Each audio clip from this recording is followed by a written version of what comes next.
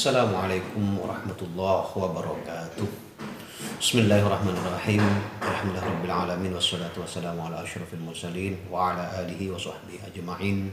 Qala rabbi shrah li sadri wa yassir li amri wa hlul 'uqdatam min lisani yafqahu qawli, amma ba'du. Pada kesempatan kali ini saya akan menjelaskan tentang rukun wudu dan hikmahnya. Rukun wudu sebagaimana dijelaskan dalam Al-Qur'an itu ada 4.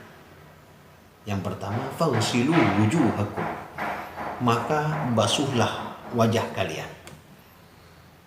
Yang kedua, wa aydiyakum, dan kedua tangan kalian. Yang ketiga, wamsahu birusikum, mengusap kepala. Wa arjulakum, dan membasuh kedua kaki. Itu yang rukun yang dianjurkan di dalam Al-Quran. Hanya saja kemudian kita menambah. Imam Syafi'i mengatakan rukun wudhu itu ada 6. Yang satu niat. Dari mana dalilnya?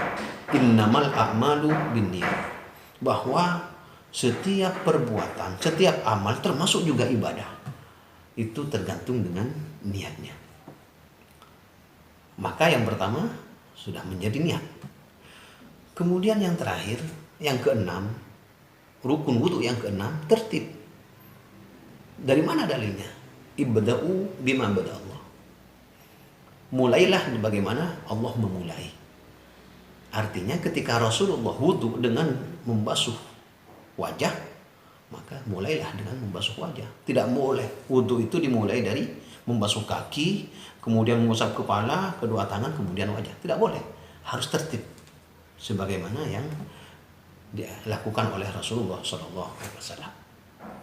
Apa hikmah wudu? Ketika kita berwudu, apa manfaatnya? Dari segi rohani, wudu itu menghapus dosa.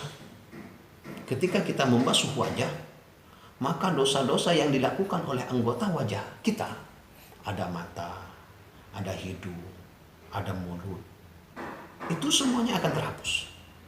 Jadi ketika kita membasuh wajah,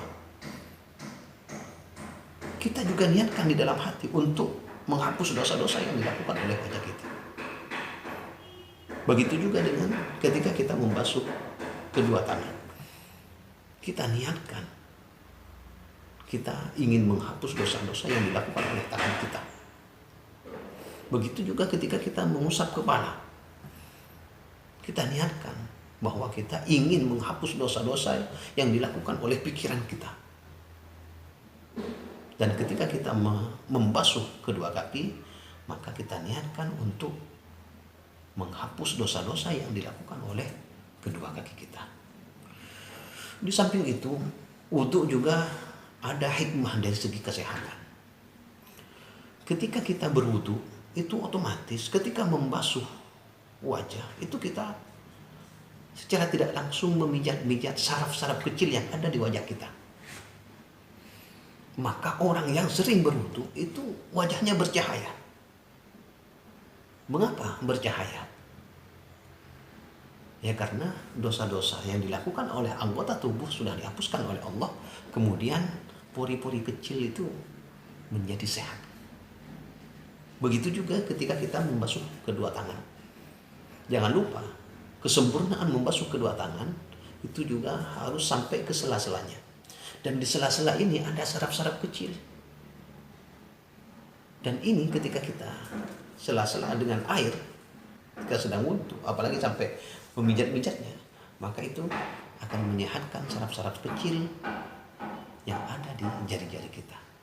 Begitu juga ketika kita mengusap kepala, maka saraf-saraf kecil yang ada di kepala juga akan merasa rileks. Dan itu akan berpengaruh pada kesehatan kita. Begitu juga ketika kita membasuh kedua kaki. Harus di sela-sela. Jari-jari kaki itu harus diurut. Sehingga air, tujuannya memang agar air itu bisa mengalir ke seluruh anggota yang kita basuh. Tapi secara tidak langsung itu juga memijat-mijat saraf-saraf kecil yang ada di kaki kita.